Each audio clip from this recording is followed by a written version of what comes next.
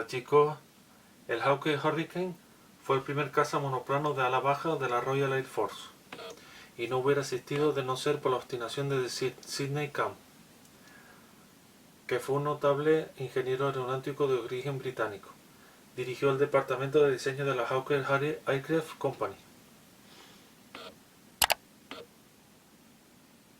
Fue el responsable del diseño de un total de 52 modelos de avión y que a principios de los años 30 estaba convencido de que estos aviones eran el futuro de la guerra aérea y que tenían que ser producidos como fuera. La corona británica mostraba un reiterado desinterés por los cazas monoplanos y la compañía decidió financiar su diseño con sus propios fondos. Con el rechazo oficial ganaron tiempo para mejorar e incorporar innovaciones que serían determinantes. El tren de aterrizaje retráctil y un motor más potente, el Rolls-Royce Merlin. Con sospechas crecientes sobre cómo se estaba rearmando Alemania, bajo el férreo liderazgo de Adolf Hitler, el Ministerio del Aire ordenó a Hawker a finales de 1934 la construcción de un interceptor monoplano, que un año después haría su vuelo inaugural.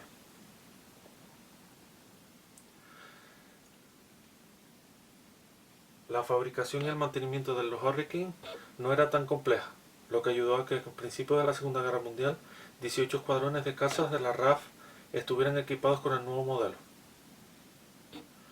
En 1940, la famosa batalla de Inglaterra superarían los 30 escuadrones. El Hurricane era un caza sólido y seguro, además de versátil.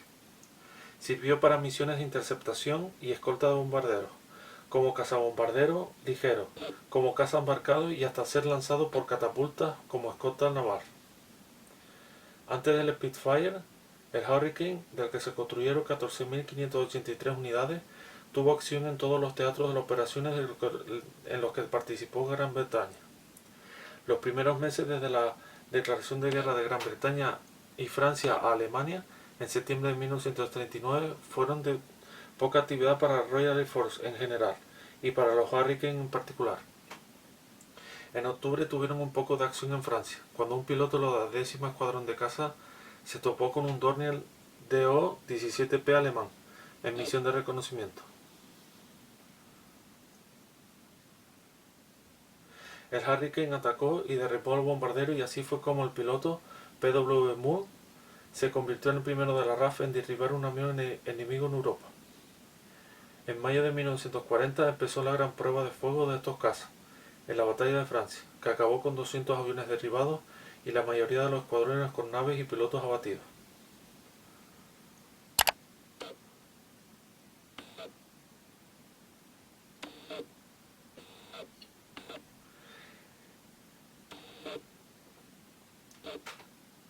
Esta mala experiencia fue compensada en la Operación Dínamo, en la que la RAF dio cobertura aérea a la evacuación de tropas aliadas en Dunkerque, Francia.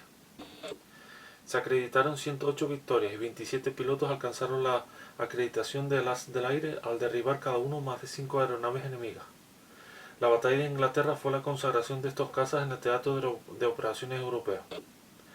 Con el paso del tiempo en la guerra, sus años de protagonismo iban en descenso, dando paso a los Spitfire y más adelante a los P-51 Mustang, cuando Estados Unidos se unió al conflicto mundial. Ahora les dejo sus dimensiones técnicas.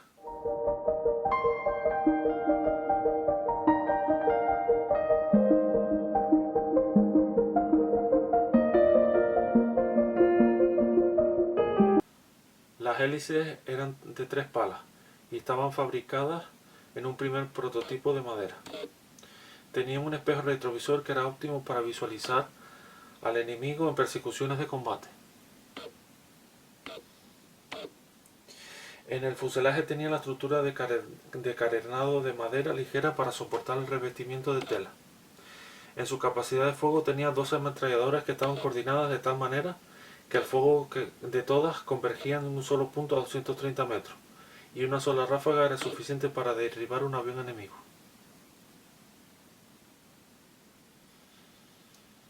Ahora les dejo su armamento y su ficha técnica.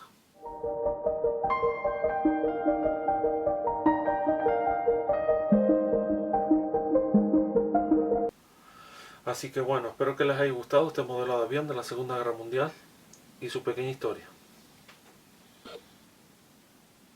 Gracias por ver el vídeo.